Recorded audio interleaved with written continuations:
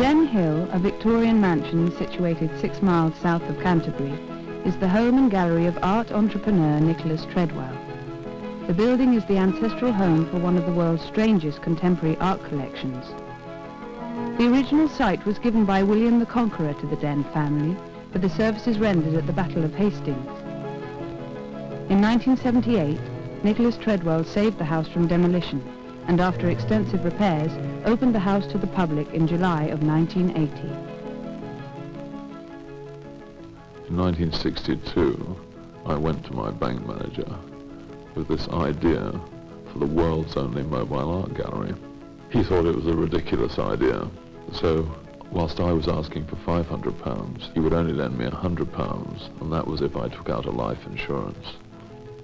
The idea was that I would go from door to door, selling pictures, selling modern paintings, and I still haven't found as successful a way for selling art. A major influence on my tastes was an artist I met in the early 60s. His name was John Holmes. He was a meat market porter, and he used to work in the markets in the morning, then do his painting in the afternoon. His work was highly provocative, kind of influenced by the flesh in the meat. Most of his pictures were about flesh, and he used sex, violence, and humor, and he was. He really did affect the general public, and he was extremely valuable for me in attracting public attention. One of my favorite paintings was a picture called "You Got It, You Sell It, You Still Got It," which was a madame advertising the young girl's body, which, if you think about it, was one of the products you can keep selling.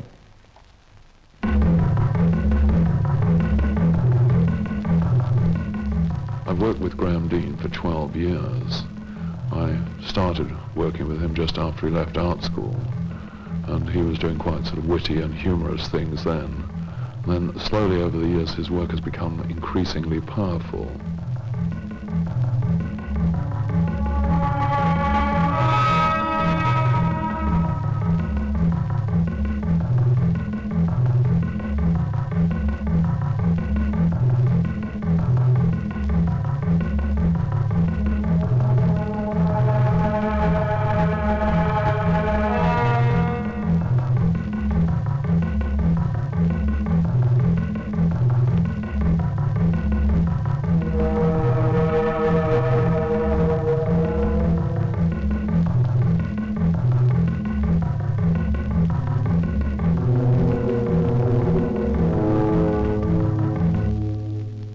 The kind of work I show is been really a result of the fact that right from the beginning I've always wanted to break down the barriers that are around the art world, to get the public interested in art.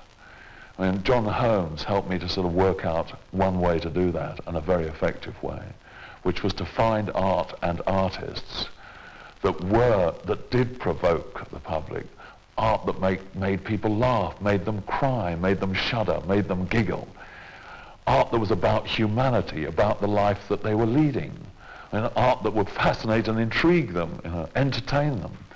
And of course, so that has been throughout what I've wanted to do. And in a way I've tried to ignore the art world and get on with doing that.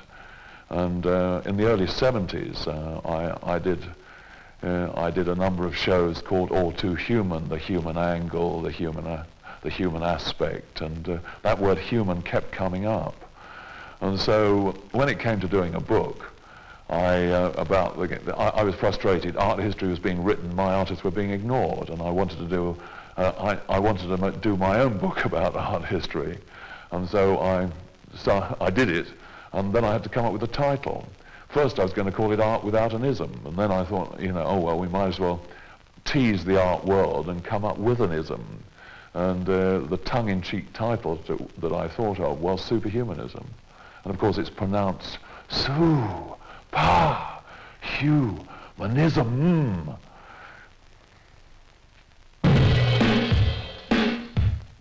The art world tends to take itself a bit too seriously, and it's rather dry, really. I mean, I find humour as a great way to break down public attitudes.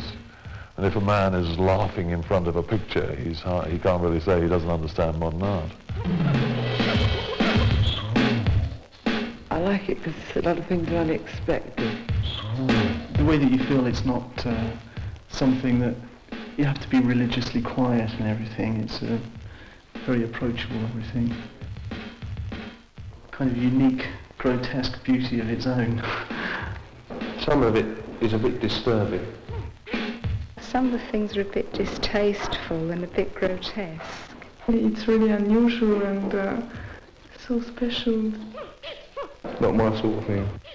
It's a very interesting place to go, so I would recommend it. Everybody has a reaction of some kind, positive or negative. I've always been surprised that we haven't had sort of wild critical acclaim. And we have got a few critics that do favour what we do, but for the most part, I mean, people have been incredibly rude. The man on The Guardian's everlastingly having a go at us. I mean, he's gone so far as to call masturbatory artists, Nicholas Treadwell and his masturbatory artists, should be arrested. I mean, that's so hurtful to the artists. When we were in London, Time Out used to call us the worst gallery in London. Another Guardian critic wrote, Nicholas Treadwell has done for fine art what McDonald's has done for haute cuisine. I think that's quite a funny one. We've also, of course, had a lot of problems with feminists over the years, and in actual fact, I think my gallery's got more feminist artists than any other gallery. We've certainly got more women artists, and we do have some sexist artists. There are some sexist men. And we've had the guy down from the Tate Gallery that's looked at Mandy Havers' leather works, looked at it and said, horrid, horrid. Mandy Havers, I don't have any doubt, is a great woman artist, or a great artist. I mean, and frequently the pictures are misunderstood. If you take Listening to the Stripper by Mike Francis, it's about male weakness, really. The need for a man to snuggle up to a warm, cuddly bottom. I've composed a small piece of music that I'd like to dedicate to my critics.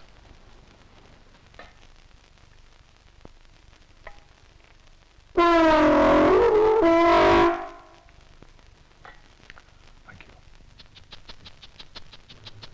you. At Den Hill, we've created the world's first art safari park.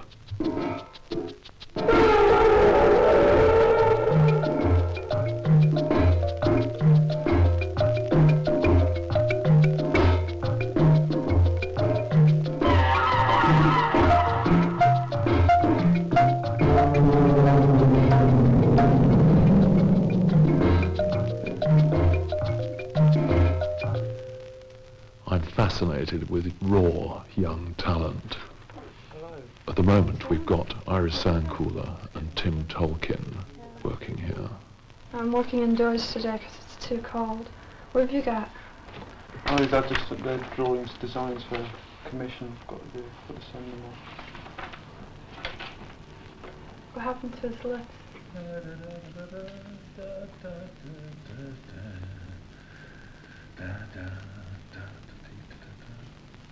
Over the years I've sold to a lot of well-known people, including Malcolm Forbes of the Forbes Foundation, Paul McCartney, the Duke of Gloucester, Bill Wyman. And on the other hand, I visited places like the Ideal Homes exhibition and sold to people just coming in off the streets thinking about buying kitchen cabinets. I never get Arts Council or any other kind of grants, and I think that grants can be a negative aspect to the kind of realistic business I hope mine is. Anyway, I think grants are restrictive also to freedom.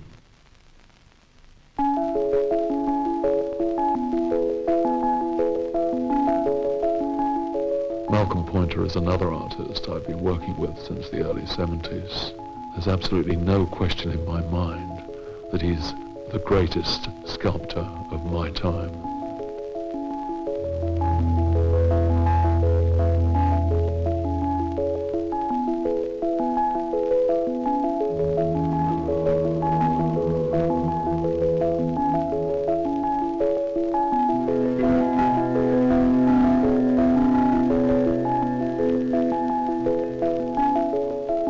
It's